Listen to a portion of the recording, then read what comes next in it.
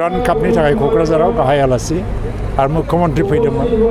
बिनि थाखाय जों गिदिरै पालन खालामनो हायाखैमोन दिनै बेखायनो बिजनियाव खालामनाय जादों दा बिजनि साब डिभिजननि सिङावनो जेराव जोंहा दा UPPLआ सासे EM दङ गुबुन हान्जायाव प्रतिद्वन्दिता खालामदोंमोन नाथाय बे दा जोंजों जयेन जानानै EM जाबाय बाखि MLAआ जोंनि नङा बा MCLA गैया जोंहा बेबायदियावबो जे दिनै हाजार हाजार मानसि बाहाय बाहागो लाफैदों बेनो फोरमान खालामो लासै लासै UPPL हान्जानि प्रति मोजां मोननाय आरो फोथायनाया बारायगासिनो दङ फैगौ लोकसभा इलेक्सनाव UPPL हान्जाया गोरलैनो देरहासार जालांगोन आं मिजिंथियो आरो आं सानो रायजोफ्रा जोंजोंनो दं मानो होनना बुंबा 2 बोसोराव UPPLनि गभर्नमेन्टआ BJP आरो GSPनि लोगो नांनाय जि गभर्नमेन्ट बे बेसेबां मावनो हाखो बे गिदिर बाथ्रा नङा रायजोफ्रा बेखौ नायाखै खिन्थु मा मावनो जागायखो बेखौ नायदों जुदि जागायनाया मोजांब्ला फैगौ 3 बोसोर 4 बोसोराव साक्सेसखौ जों नुनो मोनगोन जेरैहाय दा लामा सामा जागासिनो दा जोङो मेडिकेल कलेज गंनै मोनबाय इउनिभार्सिटियाव दंखायोआनो CITआबो दंखायोआनो आरो रेलवे फेक्टरि कच बानायनायनि बाथ्रा आरो लोगोसेयैनो दा BTCआव 60 कन्स्टिटुवेन्सि जानांगौ बा 60 मेम्बार जानांगौ बेनि प्रप'जालाव अलरेडि आं जिहेतु वेलफेयार अफ बड'लेण्ड डिपार्टमेन्टखौ नायो आंनि डिपार्टमेन्टनि थ्रुयै मोनसे प्रसेस जागासिनो दं बेबो थाब जोबगोन आरो स्टेट गभर्नमेन्टनिफ्राय क्लियारेन्स खालामनानै दिल्लीयाव हरोबा बे एक्ट अफ पार्लियामेन्ट जागोन आरो बिनि एक्टआ जेला पार्लियामेन्टआव फैगोन सेन्ट्रेल गभर्नमेन्टआ पास खालामनो गोनां माखासे एक्टखौबो लोगोसे पास खालामनानै होगोन आरो बेजों लोगोसेयैनो सिमा बारायनायनि हाबाफारिफ्राबो मावगासिनो दङ लोगोसे प्रमद बर'नि दैदेननायाव बे साननैसो आगोल गासै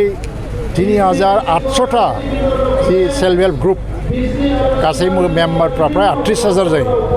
बिसोरनो 25,000 थाखा राङै चेक होनाय जादों फार्स्ट इनस्टलमेन्ट हिसाबै बिसोर टटेल मोनगोन 75,000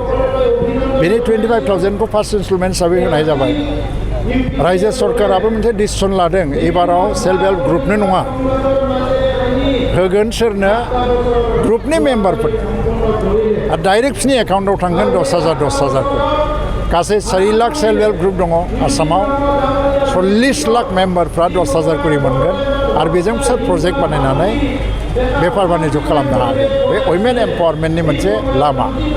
दा आङो हेन्डलुम टेक्सटाइलखौ मावो स्वनिर्भर आङो गामसा आर'नाइ बायगासिनो दङ फाननो फैग्रा मानसिनि संख्या खम जादों अनजिमाया आं खावलायगोन जोंहा रांनि आंखाल गैया जेसेबां गामसा आर'नाइ दायो बिसोर फाननो फैयो सानथामनि गेजेरावनो DBTजों रां मोनगोन एकाउन्टआव हाबैगोन ओंखायनो बाहाय बयनिफ्रायबो देरसिन बाथ्राया दिनै फरायसाफ्रा फरायनायनि मोनसे परिबेस मोनबाय इन्जिनियार जानो लुबैदों डाक्टार जानो लुबैदों IAS अफिसार जानो लुबैदों IPS जानो लुबैदों कचिंआव थांनायनि थाखाय BTC सरकारा बेबस्था खालामगासिनो दङ आबादारिफोरनो जेरै मदद होनांगौ ट्रेनिं होनांगौ होगासिनो दं पिक मिशन खालामबाय दा सेरिकालचार मिशन मैया MOU जादों आरो जुदि सेरिकालचार मिशना जुदि साक्सेस जानांगौबा बेवहाय हाजार जोंनि इन्दि फिसिग्रा इन्दि एम्फौ फिसिग्रा इन्दि जि दाग्रा आरो हेन्डलुम टेक्सटाइलाव खामानि मावग्रा मानसि आइजोफ्रा कमप्लिटलि एम्पावारमेन्ट जागोन आरो दा बेफोर आसनिफ्रा प्रमद बर'नि दैदेननायाव जिहेतु जागासिनो दङ आगोलफ्राव थाखा फैदोंमोन दालां बानायदों लामा बानायदों बेथ' नंगौ खिन्थु मानसिनि लिभलिहुड एडुकेसन डेभेलपमेन्ट बिजनेस डेभेलपमेन्टनि थाखाय खुनु मोनसे प्लेन पलिसि एबा प्लेनिं जायाखैमोन दा बेनिखायनो जों एसेबां गोबाव 70 बोसोर BPF एबा सासन खालामसेयावबो इन्डिभिजुवेलि मानसिफ्रा एम्पावार्ड जायाखिसै थाखा फैसा ओरैनो वेस्टेज थांबाय सोरबा खामायदोंब्लाबो दा जोङो एसे परिकल्पना अनुजायै डेभेलपमेन्टखौ लाबोनो नागिरदों बेनिखायनो आं मिजिंथियो दिनै प्रतिष्ठा दिबसआव गायसननाय सानाव जों जेरैबायदि सुबुंनि बाना नुनो मोनबाय बिजनियाव जेराव जोङो बेबायदि इसेबां आसा खालामाखैमोन खारन जोंहा EM सासेल' दङ आरो जों UPPL हान्जा हिसाबै बाहाय देरहानो हायाखैमोन EMआ BPFनिफ्राय फैनाय जादों MCLA गैया MLA गैया तथापिও बाहाय मानसिफ्रा मानो फैखो आरो गासैबो हारि बरेन बासिया जासे फैदों दा बेनिफ्रायनो जों बुजिनो हायो UPPLखौ मोजां मोननायनि जि अनजिमा रायजोफोरनि गेजेराव बे बांगासिनो चिराङाव सावस्रि सिबिथायनि थाखाय मोनसे मोजां फाहामथायनि राहाखौ लानानै फैदों एसटि क्लिनिकआ। आथिखालाव सुबुंनि देहायाव नुजाथिबाय थानाय डायबिटिस बेरामनि थाखाय मोजां फाहामथाय होयो एसटि क्लिनिकआ।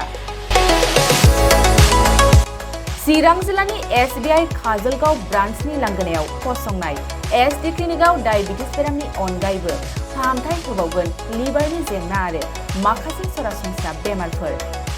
बे एसटि क्लिनिकआव डायबिटिस बेरामनि फाहामथायखौ होगोन जर'खा फाहामगिरि डक्टर समिक देबा।